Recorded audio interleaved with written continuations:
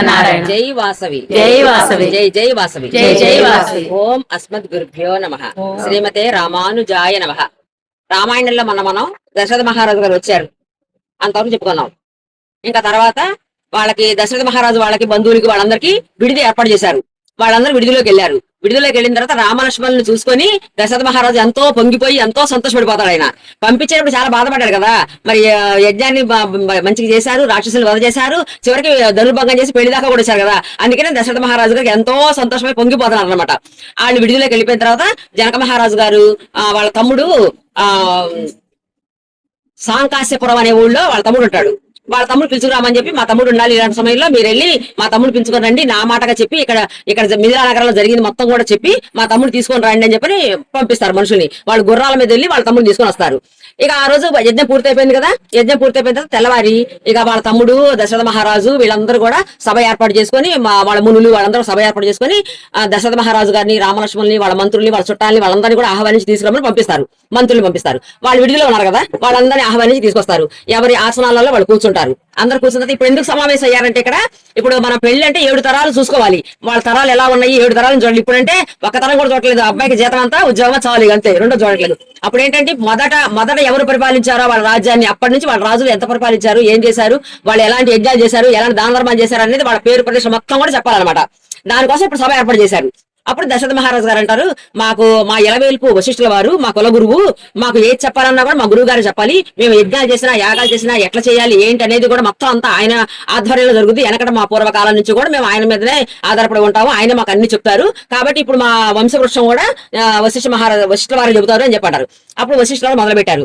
బ్రహ్మ మానస పుత్రుడి దగ్గర నుంచి మొదలుపెట్టి వాళ్ళ వంశం మొత్తం మనం చెప్పుకున్నాం కదా, సకల చక్రవర్తులు, భాగీరథుడు, అంబరీషుడు, వీళ్ళందరూ చెప్పుకున్నారు కదా చిన్న చిన్న కథలు మొన్న ఈ మధ్య రామాయణంలో. అలాగా అన్ని కూడా చెప్తారు అనమాట. మాకు జనక మహారాజుకి అక్కడ సభలు తిరిగి ఉన్నారు అందరూ. వాళ్ళందరికీ కూడా ఈ స్టోరీ అంతా వాళ్ళ పూర్వకాలం నుంచి ఎవరెవరు ప్రవర అంటారు దీన్ని, మన కళ్యాణం అప్పుడు ప్రవర చదువుతారు బ్రాహ్మలు, ఆ ప్రవర అనమాట ఇది. ఇదంతా కూడా చెప్తారు. లాస్ట్ కి అజమహారాజు దాకా వచ్చింది. అజమహారాజు గారి కొడుకే దశరథ మహారాజు. దశరథ మహారాజు గారి పుత్రులు రామలక్ష్మణులు, వాళ్ళ వంశస్థులు అందరూ కూడా మంచి పరాక్రమవంతులు, మంచి వీర్యవంతులు, మంచిగా ఉంటారు వాళ్ళందరూ కూడా. అలాగే వాళ్ళ వంశంలో ఉన్న రామలక్ష్మణులు కూడా అంతే వీర్యవంతులు, అంతే శుభలక్షణాలు కలవాళ్ళు అని చెప్పి చెబుతారు. అంతవరకు చెప్పేసి మళ్ళీ ఏమంటారంటే, మీకు ఇంకొక అమ్మాయి వాళ్ళకి కదా ఊర్మిళ, ఆ ఊర్మిళని కూడా లక్ష్మణుడికి ఇవ్వవలసింది అని చెప్పని నా కోరిక, అట్లా ఇస్తే బాగుంటుందని చెప్పి ఆగారు వశిష్ఠుల వారు. ఆగిన తర్వాత అప్పుడు మళ్ళీ వీళ్ళ వంశం అయిపోయింది. వాళ్ళ వంశం చెప్పాలి కదా జనక మహారాజు గారు, వాళ్ళ వంశం చెప్పాలి కదా, ఆడపిల్ల వంశం, మగ పిల్లలది అయిపోయింది, ఆడపిల్ల వంశం చెప్పాలి కదా. ఇప్పుడు జనక మహారాజు చెబుతున్నారు. వాళ్ళ మొదటి వాళ్ళ పరిపాలించింది ఆయన దగ్గర నుంచి నిమి చక్రవర్తి దగ్గర నుంచి కూడా మొత్తం ఆయన వాళ్ళ వంశం మొత్తం చెప్పారు. చెప్పేసేసి లాస్ట్ కి మా నాన్నగారికి మేమిద్దరం పిల్లలమండి, నేను పెద్ద కొడుకుని, మా తమ్ముడు చిన్నవాడు. మా నాన్నగారు కొంతకాలం రాజ్య పరిపాలన చేసిన తర్వాత నాకు జ్యేష్ఠుని కాబట్టి నాకు రాజ్యాన్ని అప్పచెప్పి, తమ్ముడు కూడా జాగ్రత్తగా చూసుకొని రాజ్యం కూడా మంచిగా చూసుకొని నాకు అప్పచెప్పి అడవులకు వెళ్ళారు తపస్సు చేసుకోవడానికి. కొంతకాలం తపస్సు చేసుకున్న తర్వాత ఆయన అవసాన దశలో స్వర్గానికి వెళ్ళిపోయారు. ఆయన స్వర్గానికి వెళ్ళిపోయిన తర్వాత మేము ఇట్లా రాజ్యపాలన చేసుకుంటూ ఇట్లా ఉన్నాము.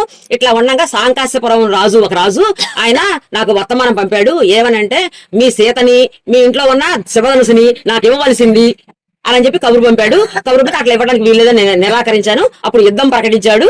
ఆయనతో యుద్ధం చేసి అతన్ని ఓడించేసి అతను నా చేతిలో ఓడిపోయి ప్రాణాలు కూడా కోల్పోయాడు. ఆ సాంకాశ్యపురమైన రాజ్యం నాదైపోయింది.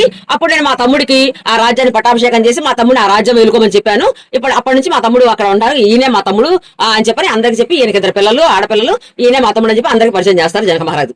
చెప్పి వశిష్ఠుల వారు చెప్పినట్లుగా లక్ష్మణుడికి ఊర్మిళని ఇవ్వడానికి నాకు సమ్మతమే, నేను త్రికరణ శుద్ధిగా ఒప్పుకుంటున్నాను.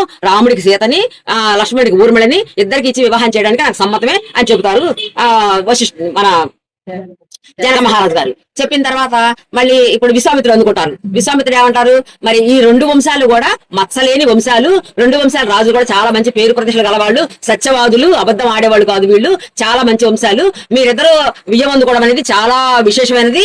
ఇప్పుడు నా సూచన ఏంటంటే, మీ తమ్ముడికి కుశధ్వజుడికి, వాళ్ళ తమ్ముడి పేరు కుశధ్వజుడు, మీ కుశధ్వజుడికి 2 కుమార్తెలు ఉన్నారు కదా, వాళ్ళిద్దరిని కూడా భరత శత్రుఘ్నులకి ఇస్తే బాగుంటది. ఈ 2 రాజ్యాలు ఒకటవుతాయి. మీరిద్దరు వియ్యంకులయ్యి, మీరు దొయ్యం అందుకుంటే చుట్టాలైతే చాలా బాగుంటది. వాళ్ళు కూడా తక్కువ వాళ్ళు కాదు.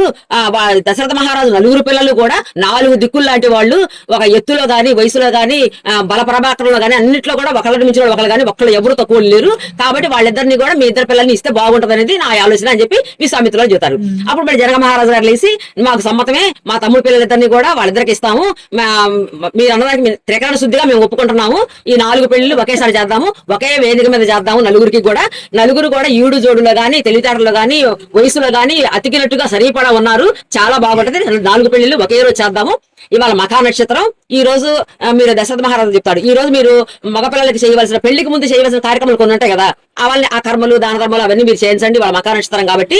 తర్వాత ఉత్తరా ఫల్గుని నక్షత్రం రోజు పగలు లగ్నం అయితే చాలా మంచిది అంటారు.